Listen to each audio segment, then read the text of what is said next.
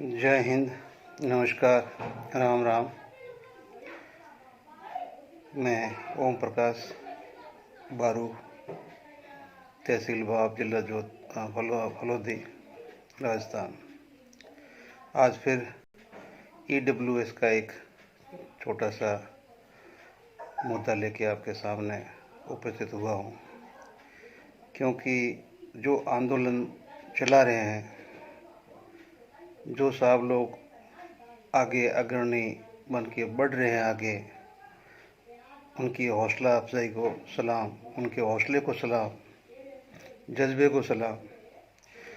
लेकिन जब व्हाट्सएप में ऐसे कमेंट्स देखता हूँ जो कि नकारात्मक होते हैं तो दुख होता है। मैं एक फौजी हूँ।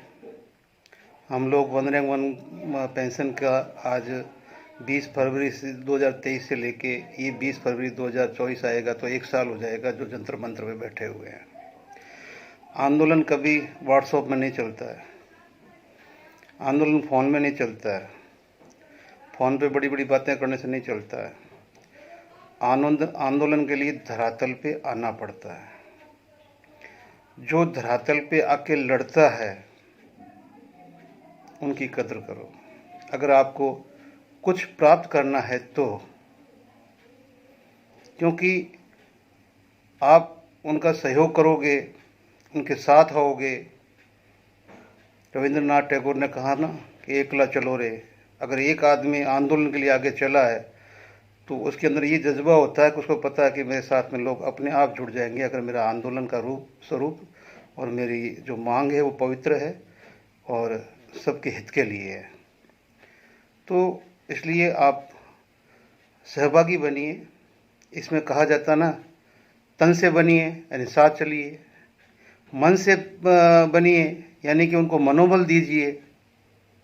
तन से नहीं चल सकते तो मनोबल दीजिए, और अगर मनोबल और तनबल दोनों नहीं दे सकते हो तो थोड़ा बहुत धनबल दीजिए, जिससे कि आंदोलन में खर्चा होता है। कहाँ कहाँ जाना है, कहाँ कहाँ आना है, कहाँ मीटिंग रखनी है, कहाँ इकट्ठे करने हैं, कहाँ जुलूस निकालना है, कहाँ रैली करनी है, तो पैसे के बगैर तो होगी नहीं वो। तो अगर आप ये दोनों चीज़ नहीं कर सकते हो तो आप धनबल दीजिए, और धनबल भी नहीं दे सकते हो तो कम से कम नो प्रॉफिट नो लॉस, शांत रहिए, चुप रहिए। ये भी आपका बहुत बड़ा सहयोग होगा, बजाय उनकी टांग खींचने के या टांग का रोड़ा अटकाने के। इसलिए मेरा हाथ जोड़ के पहला निवेदन है कि एकता में ही बल है। दूसरा, मुझे आज हरदेव जोशी जी याद आ रहे हैं कि जब भी मंडल आयोग लागू हुआ था तो उन्होंने एक छोटी सी बात वीपी सिंह जी को कही थी कि वीपी सिंह जी, कोई भी चारों युगों में से कोई भी पुरानी वेद पुराण कथाएं सब उठा के देख लो, या गांव में जो छोटी छोटी कथाएं की किताबें लिखी है, व्रतों की किताबें लिखी हुई है, धार्मिक पुस्तकें लिखी हुई है, उसमें एक ही चीज़ लिखा हुआ था कि एक गरीब ब्राह्मण था और वो भिक्षा मांगता था। ये चारों युग में सत्य है। भगवान श्री कृष्ण का और सुदामा का उदाहरण आपके सामने है। ऐसे ही हर युग के अंदर ब्राह्मण ने अपना बुद्धिजीवी काम किया, शिक्षा का फैलाव किया और भिक्षा मांग के अपना यापन किया।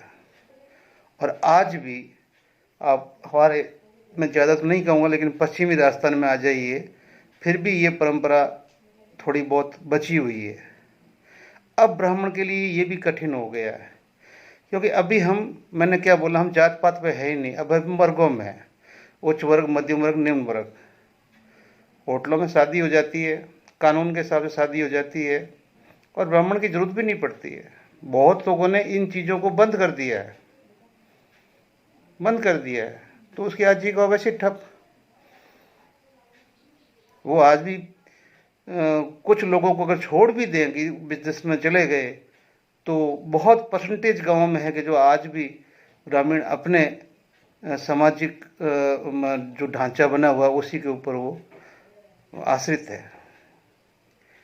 तो मैं ये कहना चाहता हूँ कि जो ये आरक्षण के जवाब में जब हरदेव जोशी ने बोला, तो वीपी सिंह ने क्या बोला कि पंडित जी, जब आप हमारे सिरमौर बने थे, सिरमौर का मतलब कि हम क्षत्रिय थे, तो आप सिरमौर बन गए थे सबके, कि हम सबसे ऊपर है, तो अब आप हम आपको नीचे कैसे लाए?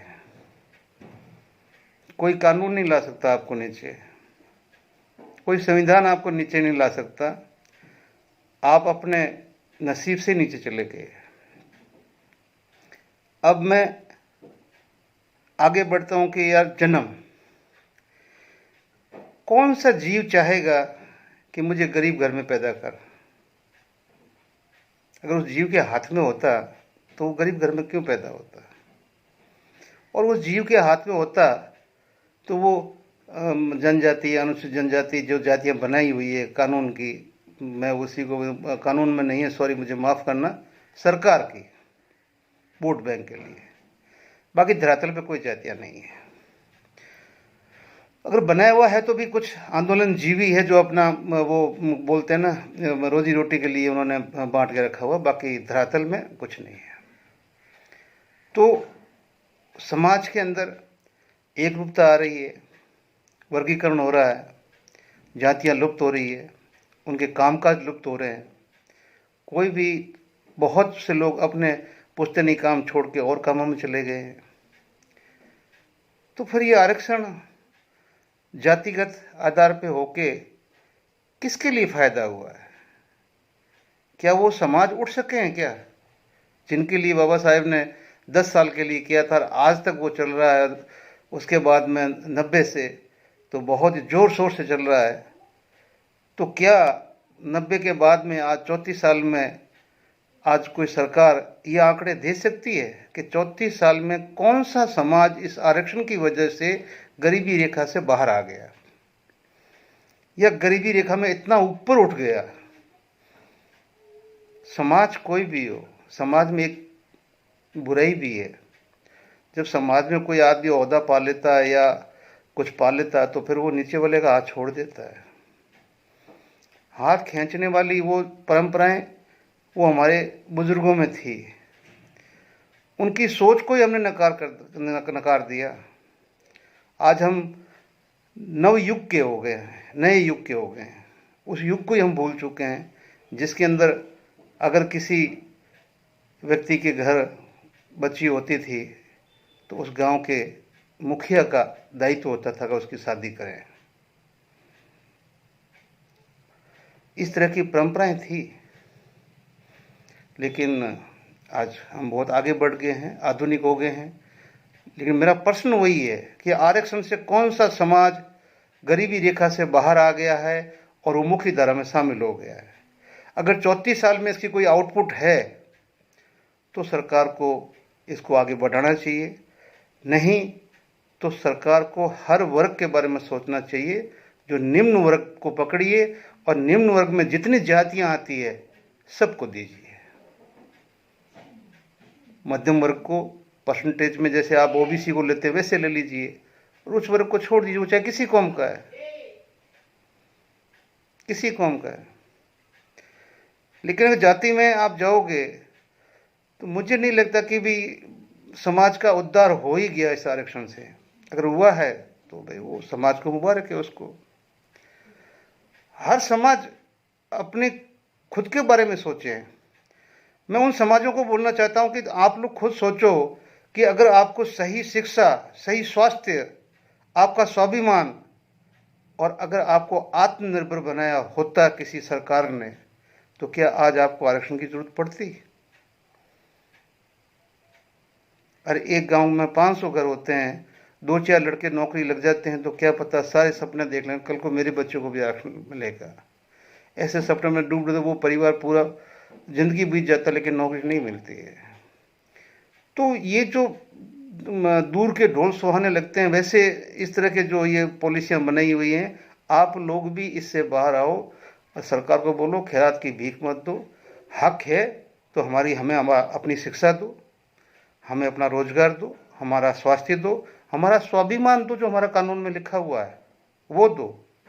और हमें आत्मनिर्भर बनाने की कोशिश करो, गुलाम मत बनाओ। प्रधानमंत्री जी की योजना अच्छी हो सकती है, 80 करोड़ को वो राशन दे रहे हैं, लेकिन मैं बोलता हूँ कि वो उन परिवारों को अपंग बना रहे हैं। ठीक है ना, जब मुफ्त में सब मिल रहा है, क्यों कमाएगा भाई, क्यों कमाएगा। तो मेरा कहना यही है कि हो सके तो जो EWS का जो आंदोलन चल रहा है उसका सहयोग करो, और इनको भी यही बोलूँगा कि आप केंद्र सरकार से मांग रख रहे हो, राजस्थान एक अकेले के लिए केंद्र सरकार दे देगी तो ये राजस्थान का नसीब होगा, नहीं तो ये विसंगतियाँ तो पूरे भारत की है। तो बजाय इसके कि आज हमारे ये सारी कौमें पूरे भारत में, तो हमें हर स्टेट में अपने आंदोलन को मजबूत करना चाहिए, उठाना चाहिए, और इसको एक राष्ट्रीय आंदोलन बनाना चाहिए कि या तो आरक्षण आप इस तरह से कर दीजिए आर्थिक आधार पे, या इसको हटा दीजिए। हटाने के लिए हमें उन सभी भाइयों का भी सहयोग चाहिए जिनको ये मिल रहा है, क्योंकि उनके पास में ये 34 साल जो पिछले निकले हैं, इसका आत्ममंथन उनको खुद को करना कि भी हमारा समाज कितना ऊपर उठा है। तो इसकी बजाय हम अगर सीधी अपनी जो हमारी मौलिक अधिकार है उनको लें तो कितना अच्छा रहेगा। इस झुंझुने को छोड़ के अपने मौलिक अधिकार लें सरकारों से, तो हमारा समाज कितना आगे बढ़ेगा। तो इसी के साथ मैं चाहता हूँ, विशेष तौर से पुनः उन लोगों से निवेदन करूँगा जो किसी आंदोलन को पीछे खींच रहे हैं, उनकी टांग खींच रहे हैं, नहीं साथियों, ऐसा मत करो। कोई घर से निकला है किसी अच्छे काम के लिए तो उसका सहयोग करो। धन्यवाद। जय हिंद, जय भारत।